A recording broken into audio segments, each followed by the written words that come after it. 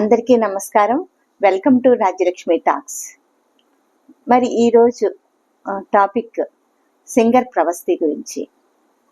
ఒక 19 ఏళ్ల అమ్మాయి, ఒక మంచి సింగరు, బజాజ్ పాడుతా తీయగాలో పార్టిసిపేట్ చేసి, అంటే 2006 నుంచి ఉన్నటువంటి బజాజ్ పాడుతా తీయగాలో ఈ రోజున బజాజ్ పాడుతా బాధగా అన్న కార్యక్రమాన్ని గురించి తన మాటల్లో మనం విన్నాం. ఎంత బాధగా చెప్పిందో, అక్కడ తనకి జరిగినటువంటి అవమానాల గురించి తను చెప్పడం జరిగింది.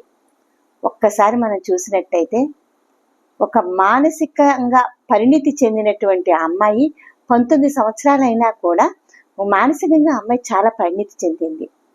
తనకు వచ్చినటువంటి అవమానాలు ఇంకెవరూ పొందకూడదు భవిష్యత్తులో అని ఒక సంకల్పంతో తను ఈరోజు బయటకు వచ్చి తన గణాన్ని వినిపించడం జరిగింది.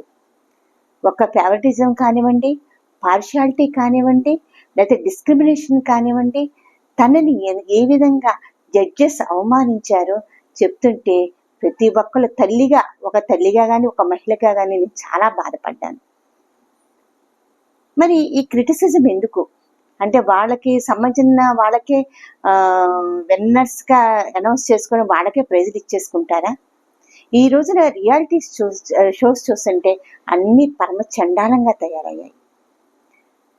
ఇంకా డ్యాన్స్ షోలు ఉన్నాయి, చూస్తుంటే జిమ్నాస్టిక్స్ షో లాగా తయారయ్యాయి.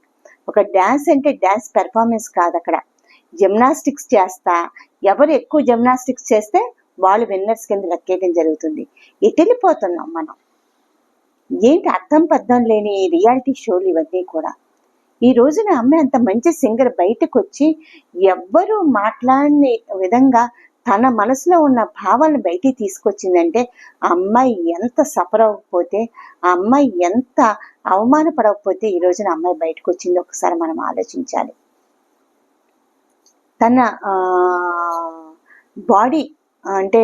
బాడీ షేమింగ్, ఎంత ఇదిగా బాడీ షేమింగ్ చేశారు. అదేవిధంగా మరి తను పాడుతున్నప్పుడు ఎదురుగుండా ఆవిడ ఒక జడ్జి సునీత గారు కీరవాణి గారితో మాట్లాడటం. మనం ప్రతి ఒక్కరిమండి, మనం మనుషులమే, మనం మానవత్వం ఉన్న మనుషులమే. మన గురించి ఎదుటి వాళ్ళు ఒకళ్ళ మాటలు మాట్లాడుతుంటే మనకెంత విల్ పవర్ ఉన్నా కూడా మనం కొంచెం ఇన్ఫీరియర్గా ఫీల్ అవుతాం. నేను లాంగ్ ఎగో 2 రియాలిటీ షోస్లో పార్టిసిపేట్ చేశాను. ఆ రియాలిటీ షోలో కూడా అంతే, మా ఎదురుగుండా జడ్జెస్ ఎదుటి వాళ్ళకి సైగలు చేస్తూ ఉంటే మనం ఎంత స్ట్రాంగ్గా ఉన్నా కూడా నేను అలాగే ఫీల్ అయ్యాను. మరి ఈ రోజున 19 సంవత్సరాల అమ్మాయి, ఆ అమ్మాయి ఫీల్ అవటంలో ఏం ఆశ్చర్యం ఏమీ లేదు. అంటే అంత టాలెంట్ ఉన్న అమ్మాయి ఈరోజు తన టాలెంట్ని పక్కన పెట్టి, కెరీర్ని పక్కన పెట్టి బయటకు వస్తానంటుంటే ఆ అమ్మాయి ఎంత సఫర్ అవ్వకపోతే కదా, ఒకసారి ఆలోచించండి. మరి జడ్జెస్ అనేవాళ్ళు ఎప్పుడు కూడా న్యాయబద్ధంగా, ధర్మబద్ధంగా ఉండాలి. అటువంటి వాళ్ళు ఫేవరిటిజం చూపించినప్పుడు వాళ్ళు ఉన్న టాలెంట్ ఇంకా మరుగున పడిపోతుంది కదా.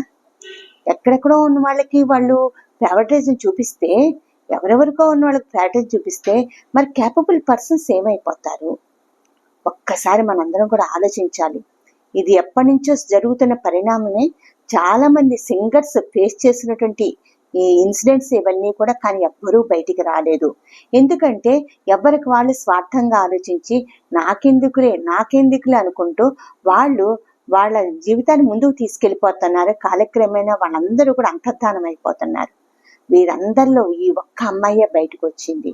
తన భవిష్యత్తుని కూడా పణంగా పెట్టి మిగతా వాళ్ళు సఫర్ అవ్వకూడదని చెప్పి ఈ రోజున బయటికి రావటం జరిగింది.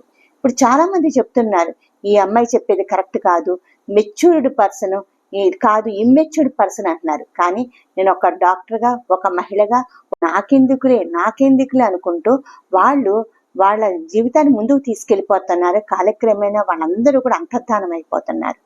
వీరందరిలో ఈ ఒక్క అమ్మాయే బయటకు వచ్చింది. తన భవిష్యత్తుని కూడా పణంగా పెట్టి మిగతా వాళ్ళు సఫర్ అవ్వకూడదని చెప్పి ఈ రోజున బయటికి రావటం జరిగింది. ఇప్పుడు చాలా మంది చెప్తున్నారు, ఈ అమ్మాయి చెప్పేది కరెక్ట్ కాదు, మెచ్యూర్డ్ పర్సన్ కాదు, ఇమ్మెచ్యూర్డ్ పర్సన్ అంటున్నారు. కానీ నేను ఒక డాక్టర్గా, ఒక మహిళగా, ఒక తల్లిగా నేను చెప్పగలుగుతున్న అమ్మాయిలో చాలా పరిణితి కనిపిస్తుంది. ఆ అమ్మాయి ఎంత బాగా చెప్తుందంటే, తనకు జరిగిన ప్రతి విషయం కూలంకషంగా వర్ణించి చెప్తుంది అమ్మాయి. అలాంటి అమ్మాయి అలాంటి చెప్పినప్పుడు ఆ విషయాలను మనం పరిగణలోకి తీసుకోవాలి. జడ్జెస్ అన్నవాళ్ళు వాళ్ళ వాళ్ళ ఇన్ఫ్లుయెన్స్ ఎదుటోళ్ళ మీద వాళ్ళ ఇన్ఫ్లుయెన్స్ చూపించకూడదు. ఈరోజు సునీత గారు కీరవాణి గారికి ఈ అమ్మాయి గురించి తన భావాలను చెప్పడం జరిగింది.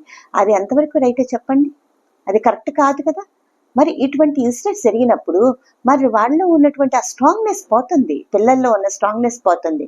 ఎవరండి, ఎందుకండి చిన్న పిల్లల్ని జడ్జ్ చేసేటప్పుడు వాళ్ళని చక్క న్యాయంగా మానవత్వంతో చూడండి, అంతేగాని మానవత్వానికి మచ్చ తెచ్చేలాగా చూడొద్దని ఆ జడ్జెసే కదా, ప్రతి జడ్జికి కూడా నేను చేతులు ఎత్తి నమస్కరిస్తున్నాను.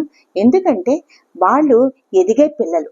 వాళ్ళ వాళ్ళ మనస్తత్వాల మీద మనం దెబ్బ కొట్టాము అంటే గనక మనల్ని మనం మోసపుచ్చుకున్నట్టే అవుతుంది, మనల్ని మనం దిగజార్చుకున్నట్టు అవుతుందని చెప్పి జడ్జెస్కి తెలియజేస్తూ, మరి భవిష్యత్తులో ఎవరైనా జడ్జిమెంట్ ఇచ్చేటప్పుడు ఆలోచించి జడ్జిమెంట్ ఇవ్వాలని, వాళ్ళ క్యాపబిలిటీ, వాళ్ళ విల్ పవర్ చూసి, వాళ్ళ క్యాపబిలిటీ చూసి వాళ్ళకి తగ్గట్టు జడ్జిమెంట్కి సంబంధించిన పాయింట్స్ ఇవ్వాలని చెప్పి కోరుకుంటూ, ఇంకొకసారి నేను మరి ప్రవస్తికి హ్యాట్స్ అప్ చెప్తున్నాను. Well done Pravasthi, well done. Thank you.